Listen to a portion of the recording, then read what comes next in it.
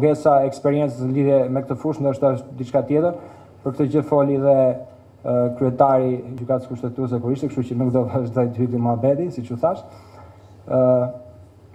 Por desha ta mbyll me një shprehje të Oliver Wendell Holmesit, që thotë që shpirti i ligjit nuk është logjika, por eksperienca. Dhe kjo shprehje është 100% e drejtë në këtë rast, duke qenë se fusha e drejtave të njeriut është një fushë e re studimi nga juristët, doktrina e drejtave të njeriut është shumë e re, duhet të kalojë ca kohë që të marrim eksperiencën e nevojshme për të caktuar dhe kriteret e duhura në lidhje me zbatimin e tyre. Faleminderit, kaq kisha.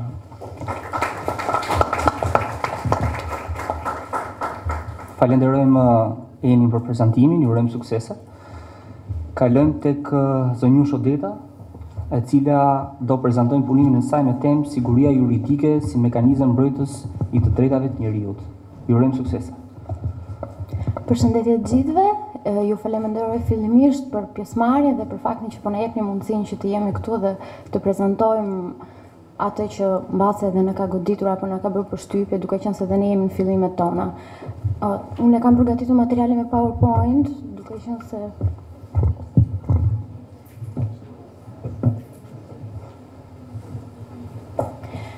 atëherë diçka thjesht për origjinën e parimit. Si mund ta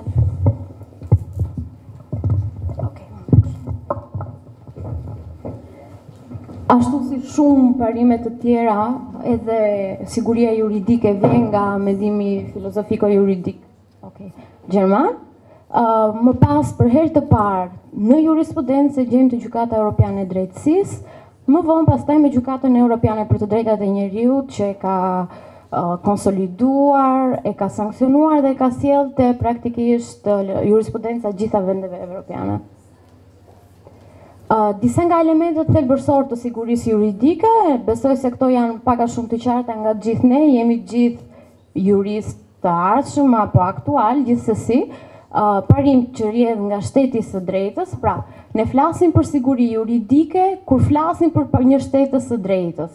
Siguria juridike është absolutisht gjithmonë e lidhur me çështjet e të drejtave të njeriut. Pra flasim gjithmonë me çështjet themelore, me ato që janë sankcionuar historikisht në për deklaratat apo konventa.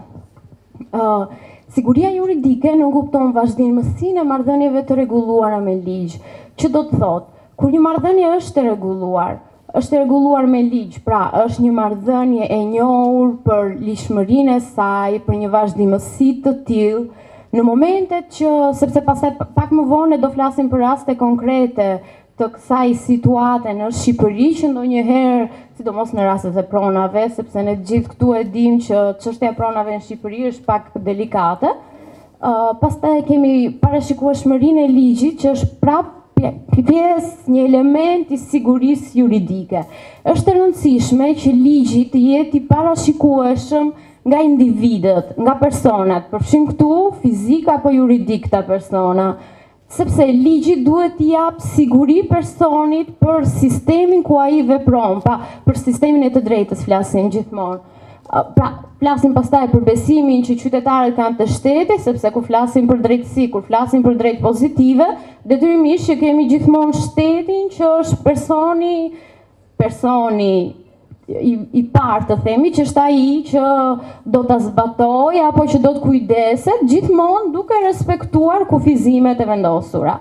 Pra, tham gjithmonë që ka të bëjë lidhja kryesore është me lidhjet e drejta themelore të një njeriu. Qartësia e normave juridike nuk kupton që normat përveç se duhet të jenë në respektim të vazhdimësisë të marrëdhënies, të jenë të parashikueshme për t'i dhënë besimin individit, ato duhet të jenë të qarta. Për shembull, shumë herë ne mund të hasim në raste që normat janë të paqarta dhe nuk respektohen ato instanca që duhet të respektoheshin për të bërë interpretimi, por bëhet një interpretim i ngushtë dhe si të krijohen situata mbase të sikletshme për të drejtën apo për personat. Dhe kufizueshmëria, ashtu siç tha edhe Eni përpara, të gjitha të drejtat kanë një lloj kufizueshmërie, ose më mirë, në kushtetutën tonë shpreha është e tillë që të drejtat janë të kufizuara me përjashtim të atyre që përcaktohen shprehimisht me ligj. Pra, dhe siguria juridike nuk është e pa anë dhe e pa fund. Siguria juridike rrjedh nga i njëjti parim që është të kufizuar e drejta në momentet kur duhet të mbrohet një drejtë tjetër, apo e drejta e përgjithshme është prevalente ndaj të drejtës së individit të veçantë. Atëre, fillimisht do flasnim pak për sigurinë juridike në të drejtën e BE-s, për sa kohë që siguria juridike rrjedh nga shteti së drejtës, detyrimisht që do jetë dhe një parim bazës i drejtës europiane që në vetvete kanë në themel, kanë në bazë shtetin e së drejtës, është një mekanizëm për mbrojtjen e të drejtave, por edhe për vendosjen e ekuilibrit me organizmave komunitar dhe shteteve të veçanta. Fillimisht, duke qenë se dhe vetë bashkimi i mes shteteve të Europës ka pasur një karakter ekonomik, edhe siguria juridike shihej në këtë prizëm, por me evoluimin, me zhvillimin, normalisht ne sot kemi një bashkim të shtrirë në të gjitha fushat, pra në 3 shtyllat kryesore të bashkimit që tashmë i dim gjithë. Normalisht edhe siguria juridike shtrihet e gjitha këto dhe kjo ka bërë që me evoluimin e bashkimit të evoluohet dhe jurisprudenca e gjykatës europiane të drejtave të njerëzit, që detyrimisht është asimiluar dhe nga institucionet shqiptare të drejtësisë, kam parasysh këtu gjykatën kushtetuese. Disa karakteristika që thamë edhe më parë, pra qartësia e normave, apo megjithatë atyre do ju kthehemi.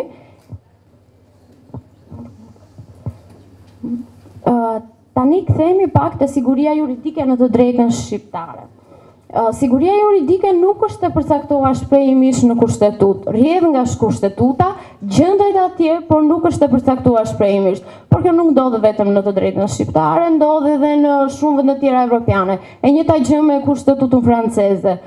Është njohur siguria juridike nëpërmjet një interpretimi as pak e shprehur.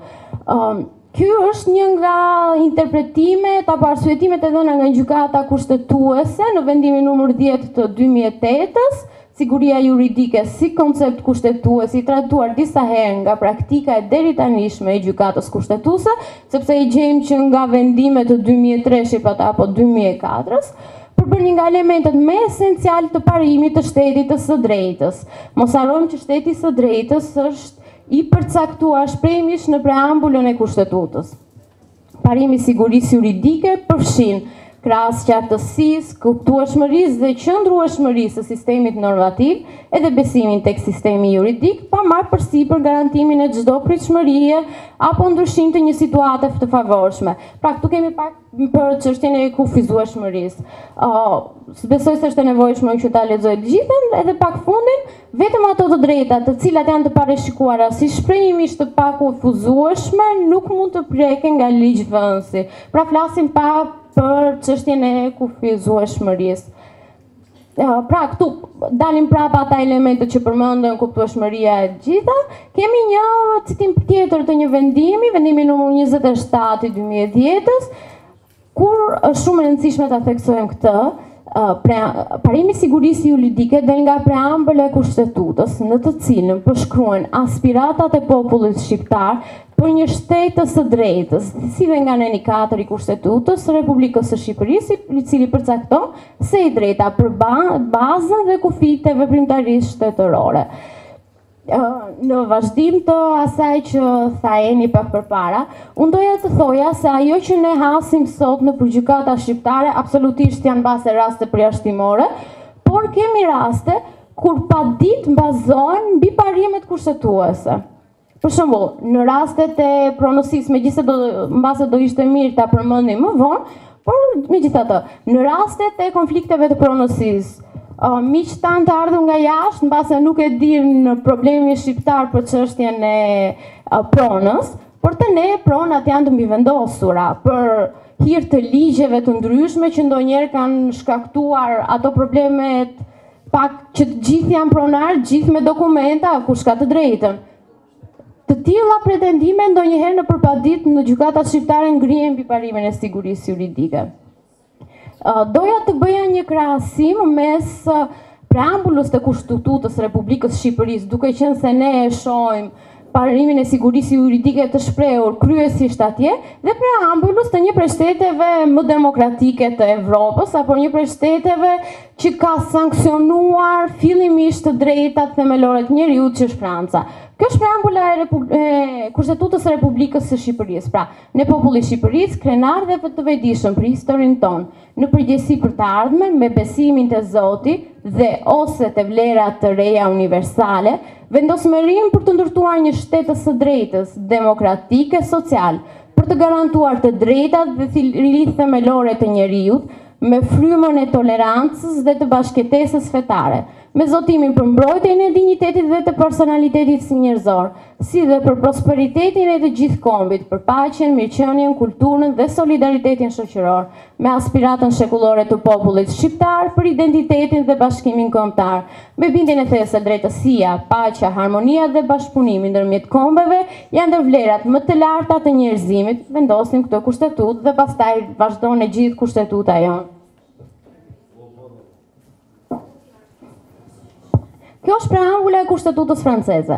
Populli francez deklaron solemnisht besnikërinë e tij ndaj të drejtave të njeriut dhe parimeve të sovranitetit kombëtar.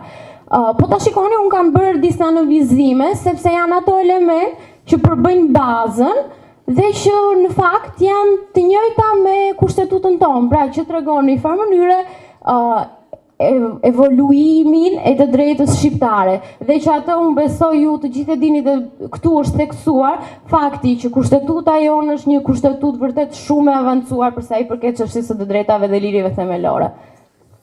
Pra, këto janë disa nga elementët e përbashkët që vërim, pra, respektimi të drejtave dhe lirive themelore, sovraniteti kombëtar, liria e popujve, toleranca, shteti demokratik dhe drejta në përgjithësi, pra flasim gjithmonë për të drejtën pozitive. Siguria juridike në lidhje me të drejta dhe parime specifike, kjo është një gjë që unë doja ta trajtoja paksa, sepse kur ne flasim për siguri juridike në koncepte teorike është diçka, dhe kur flasim në çështje praktike, pastaj hasim në disa probleme. Duhet kemi parasysh që siguria juridike vihet veçanërisht në dukje në rastet e shkeljeve. Pra, kur ndodh një shkelje dhe gjithmonë flasim për atë rastin vertikal të mbrojtjes